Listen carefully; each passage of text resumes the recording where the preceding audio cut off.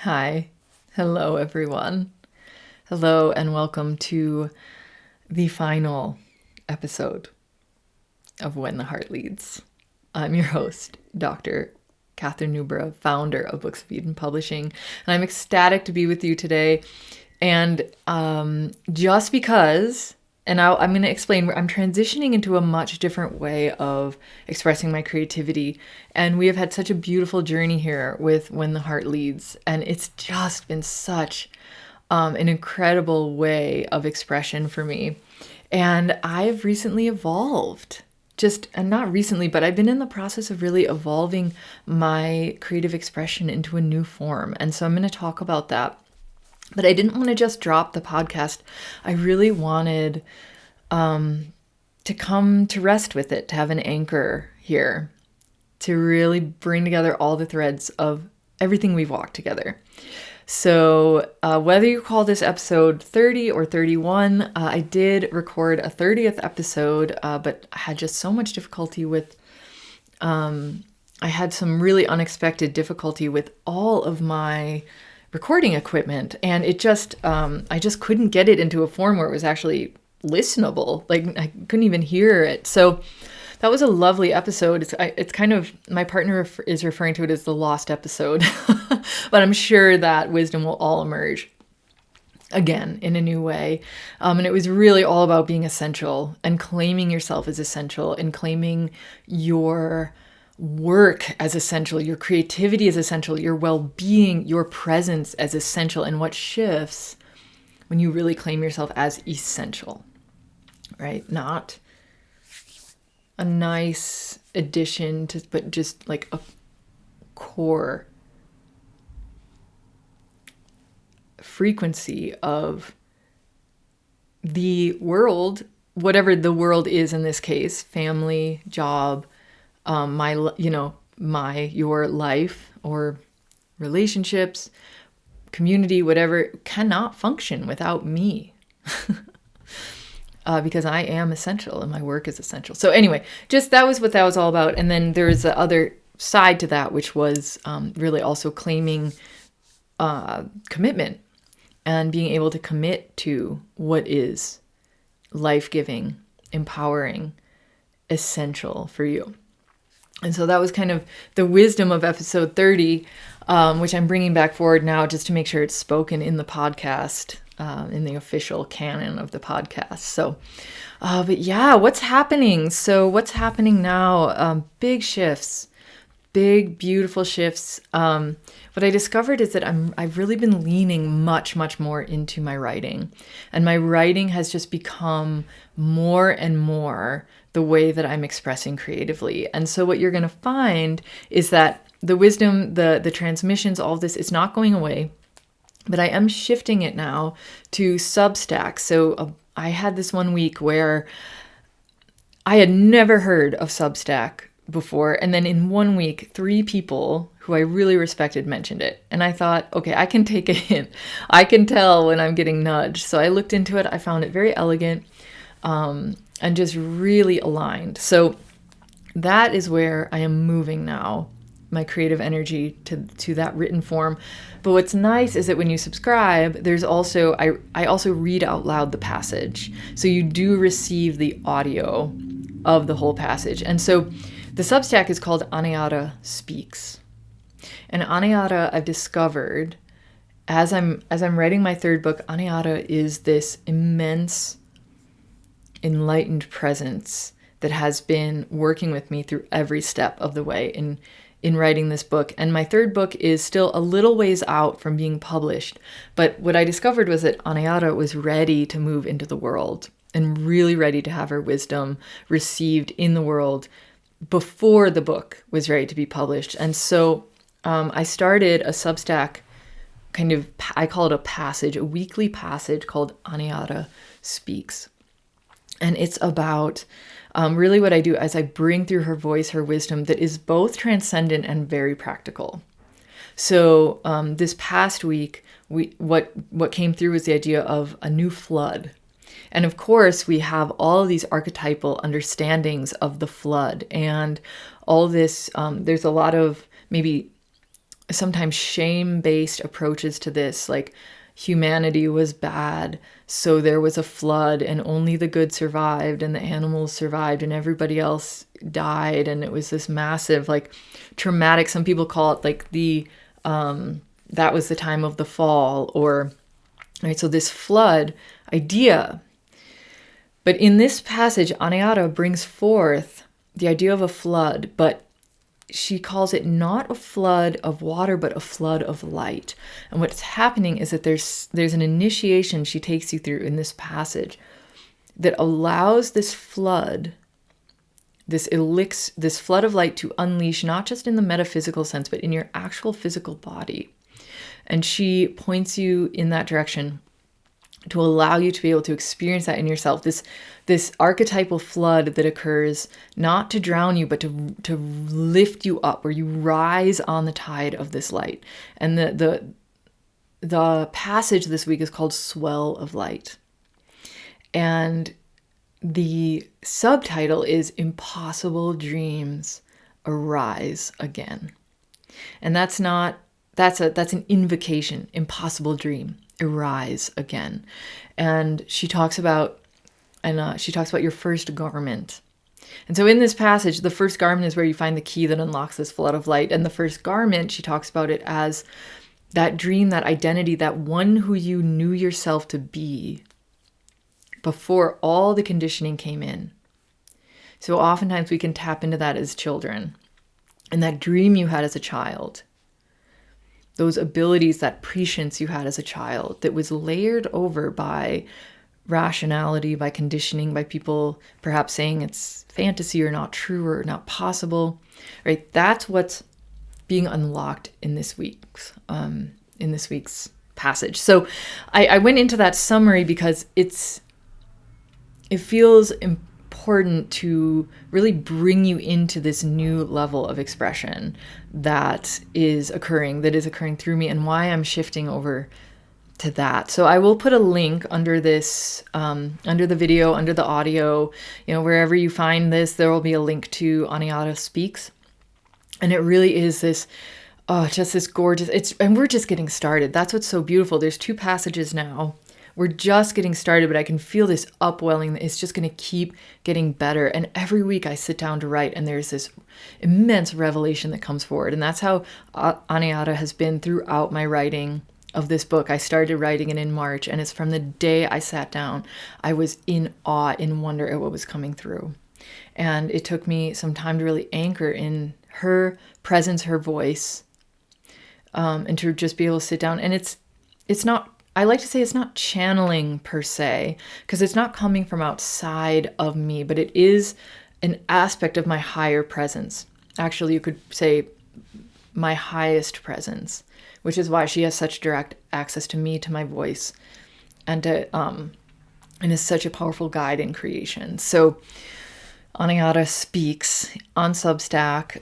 If you've been enjoying the podcast, I'm not going away entirely on YouTube. I will be coming in there's a lot of exciting new offerings coming up in Books of Eden. I'm creating an editing course that is 3 different modules that will allow you, whether you're working on, a mystical text or a new sacred text, or you're working on just a book that means something to you, this editing process, it's a very, very different approach than any editor I've ever met.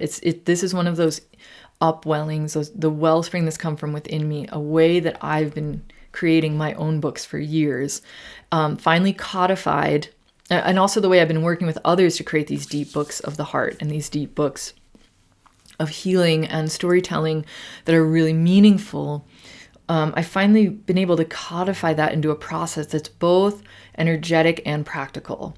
And so that's also coming for, so if you're not on the email list, the Books of Eden email list, I really encourage you to hop on there, sign up, because this is all coming through my email list is where I'm going to be mostly communicating all of this. But if you're writing a book, if you're thinking about writing a book, if you know someone who's writing a book, I'm calling this course Writing as a Sacred Act, Your Personal Pathway to Publication. And it's not like anything I've seen out there, because this is really my unique approach to creating those deep, heart, soulful expressions. So yeah, that'll be coming out soon. I'm recording the first module and I'll be releasing the first module soon. The first module is Your Shining Manuscript, and it's all about what it means to bring forward the content of your book into its highest, most fulfilled expression. So stay tuned for that. And obviously I will be coming onto YouTube to tell you guys about this, and to Spotify and all the wherever you're receiving this from, I will be releasing that. But if you're looking for that outpouring of wisdom, that guidance for your life, those messages that are both cosmic and practical, if you've been enjoying the ways that I've been expressing myself on this podcast and you think you'll miss it, I really encourage you to sign up for Anayata Speaks, because that is like what I bring forward in this podcast times a million. It really is a much higher expression and a fount of wisdom that expresses in ways that just, they move me as I read them. And I'm the one writing it and I'm amazed at what comes through. So so I want to leave you with one thing, just the essence kind of this podcast, what it's been throughout the year and a half or so that I've been recording it and putting it out. But I've really come to land on this one thought, idea, the one I wanted to bring forward for us here today. And that is the relationship between the word kind and the word kindred.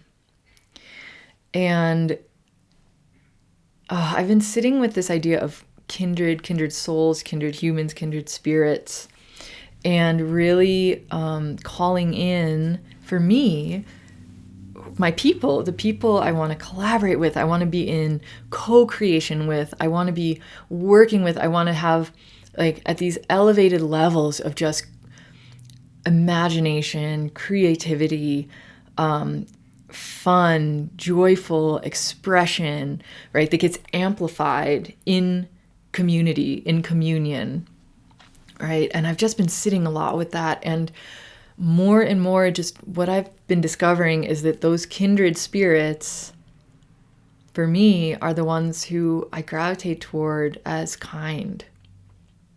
They're kind. It's funny because it's like we're one of a kind, right? There's that. There's like the categorical way of typifying, a type, a kind, a category, or a species, whatever, right? There is that, which I love. And then there's just that feeling of kindness that emanates from them. And this might sound really simple. This might even sound naive. But for me, it's been extremely powerful to let that be one of the primary orienting factors to who I open up to working with, to collaborating with, to co-creating with, to amplifying my energy with, right? There's something about that kindness that is kindred, deeply kindred. And so I invite that for you, right? If this is just the last thing that we're left with When the Heart Leads, it's let yourself gravitate toward those who are truly kind, of a kind, and who are kindred. And you'll recognize them, you'll know them, you'll feel that pulse of frequency, that deep connection that just, it's energetic, it can feel physical, right? It could be a knowing, but I feel like when we started this podcast, it was about coming down from the mountain.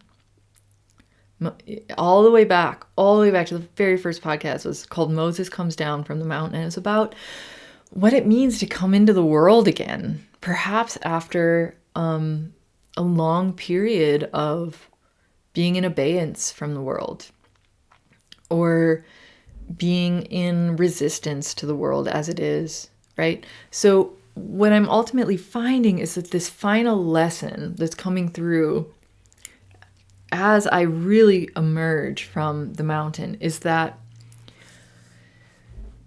the last act of really claiming being in the world again is to allow myself to be a part of something bigger with others. And that's a huge intention of mine as I move out of this expression of this podcast and into this expression of Anayata Speaks. What I'm also doing is ringing that deep bell of authenticity that will draw the ones who really understand, who really get it, and who want to play, walk, dance, create with me in that frequency of joy and kindness and fun and imagination and possibility. So maybe that's you if you're listening and you really feel moved by this, right? There's so many ways to get involved. There's so many things I'm working on. There's so many things that we could work with together, co-create. There's so many ways to receive what I'm creating. And we're forming this kindred. So this is a powerful call coming down from the mountain. Let's play together. Let's co-create together. Let's find the ones who we really resonate with and bring something in the world that we've never seen before and that wouldn't be possible one lone wolf to bring through, right? Whatever that is, we'll find out. So yeah, if that's the Books of Eden community, I welcome you to check that out. There's way more ways to get involved, to join the community. Now on the website, I mentioned a sponsorship model. Again, Anayata Speaks is a whole community that's evolving. I can feel it. It's movement. There's movement there. There's community. There's communion. There's creation. And the course, all of our authors, if you feel the call to be a Books of Eden author, and you don't want to wait for the course to come out entirely, you can still reach out to book a discovery call, right? I want to create around Books of Eden a community of supportive authors who are visionary, authentic visionary seers, embodied dreamers of the new earth. So on any of that, if any of that sounds good, don't hesitate to reach out. Don't hesitate to subscribe. Don't hesitate to sign up for the newsletter, right? There's a lot of movement, a lot of momentum here. So, all right. So much love to all of you. This has been the final, putting it down, officially the final episode of When the Heart Leads. I'm your host, Dr. Catherine Newborough, founder of Books of Eden Publishing, author of 2 books so far. Keep an eye out for my 3rd one because there is some huge momentum happening with that one. So, author of Anayata Speaks, Substack, Passage, weekly subscription, and just general creator on earth who is excited to connect. So, okay, so from my heart to yours, I'm going to say till next time because I know this won't be the last time. So from my heart to yours, till next time.